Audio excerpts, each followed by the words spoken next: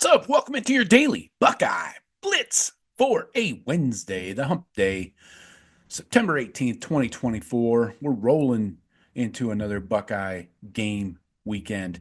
Uh, Please hit like and subscribe on the videos. I greatly appreciate it. Every little bit helps other Buckeye fans find this show. And I know there's a lot of shows out there to find in the Buckeye world. So I appreciate you joining me as always.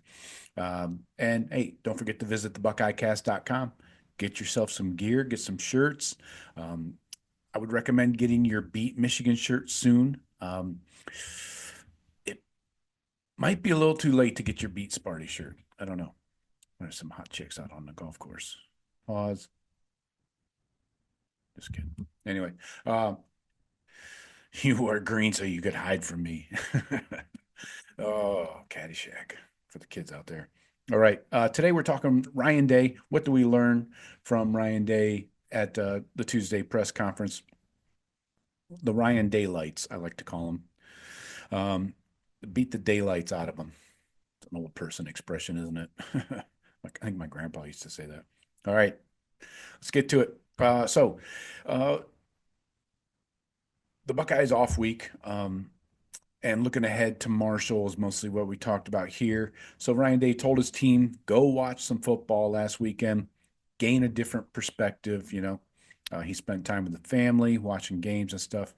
Um, when Ryan Day watches games, he watches the coaches, the players, their demeanor, body types. Um, he said on Sunday in the team meeting when he was back on campus, they talked about some of the game situations from Saturday. And boy, were there some interesting coaching decisions on Saturday.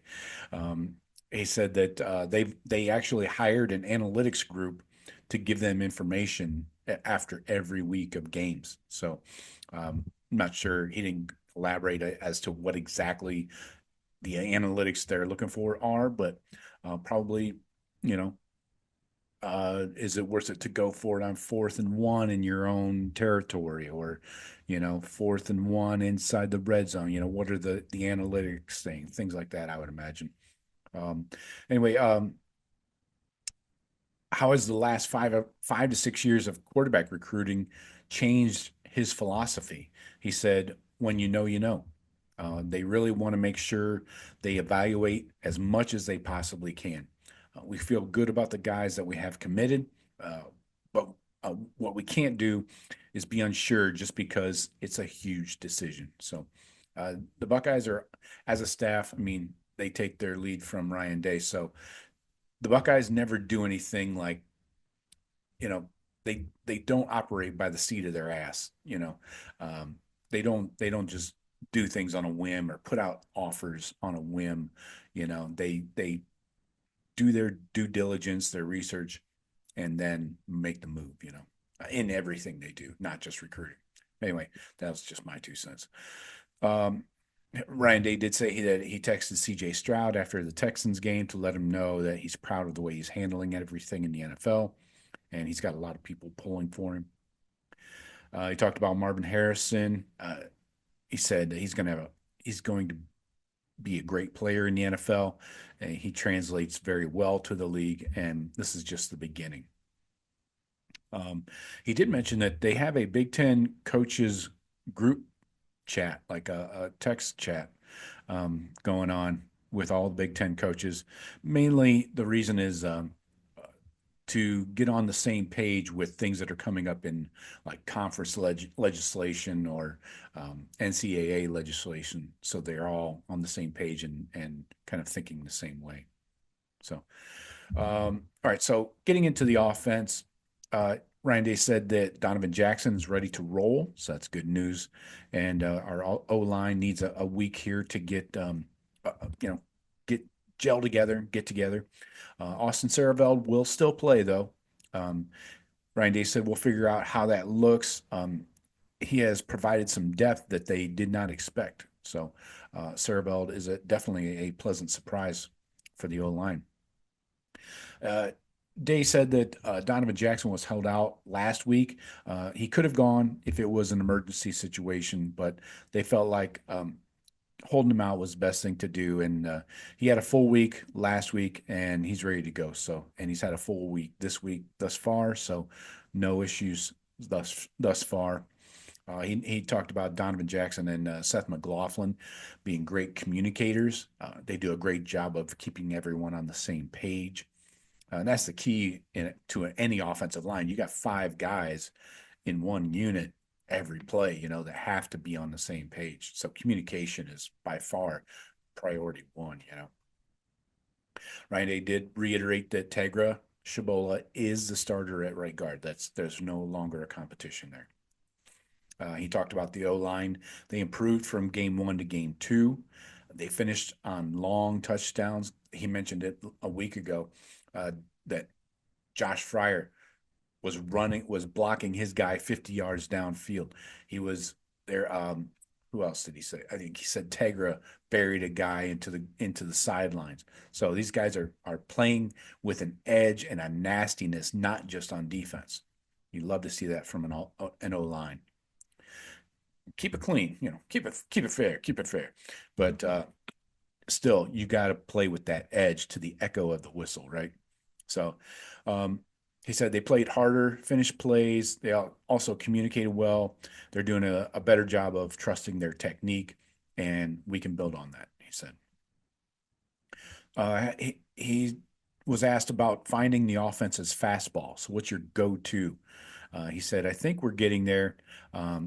He said it's still early in the process, but you saw a lot of variations last Saturday, mixing tempos, zone versus gap, and stressing the defense in a number of ways.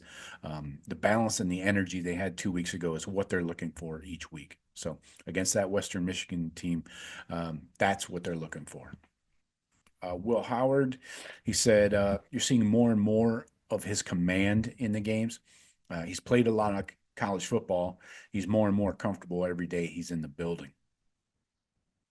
On what makes Will Howard effective in the play action game, he said it starts by how well you're running the ball, but then put in a lot of work in the timing, and then the protection has to be good, of course. The RPOs have helped. You're always looking to put a defender in conflict, then marrying the things you can do that create issues for a defense. And with the running game, he talked about Quinshawn Judkins being more comfortable every day.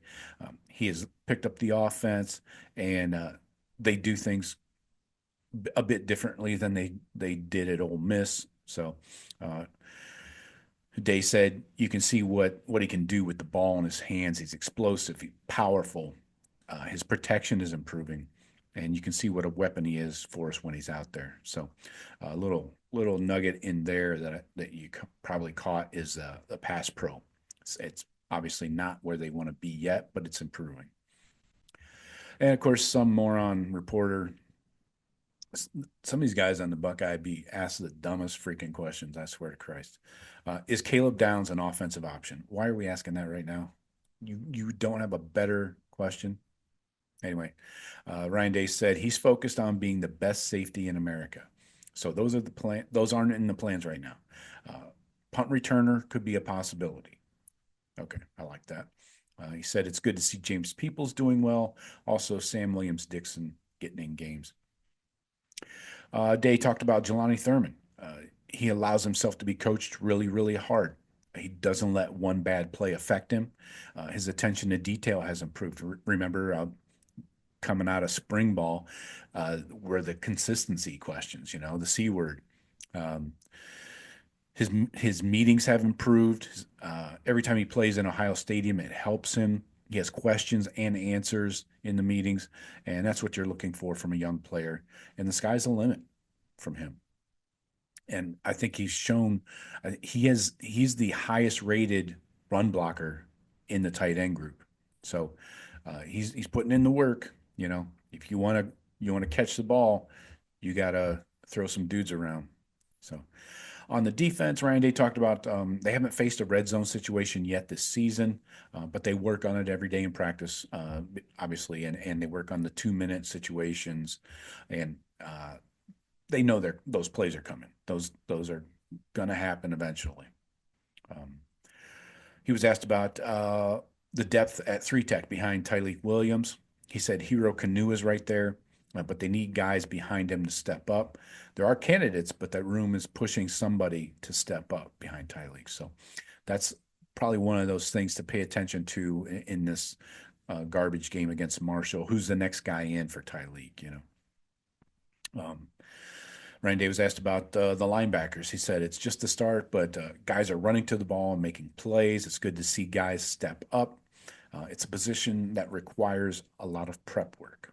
He talked before about he's seen their tests they have to take every week and their tip sheets and stuff that James Laurinaitis makes for them.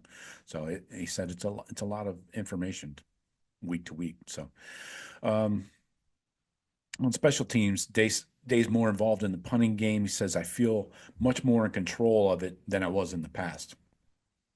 We want to grab every inch we can, and we're not where we need to be yet. It reminds me, every inch, these inches are right in front of our face. Any given Sunday? Al Pacino? Anybody? Bueller? Anyway, uh, Lorenzo Styles, to finish up here on is doing well on special teams. It means he's earning more and more trust with the coaching staff. And if you build trust, you will play more. They'll see how it shakes out on defense for Lorenzo, but the effort is always there. So that's what you can't ask for much more. I mean, that's like those no talent things that they were talking about all off season. Effort, heart, effort. Showing give a damn level. All those things are important, and they don't require an ounce of talent. You know. So anyway, that is Ryan Day getting ready for this week's game against Marshall.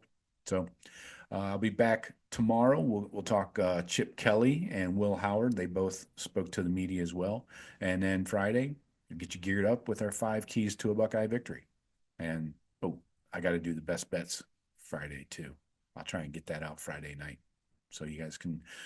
Uh, I don't know. I don't know. I'm feast or famine right now. I was 4-5 week 1, 7-2 week 2, and I don't know if I want to go counting up wins and losses from this past week. Didn't look good. Anyway, so I got for you today. Talk to you tomorrow. Go Bucks.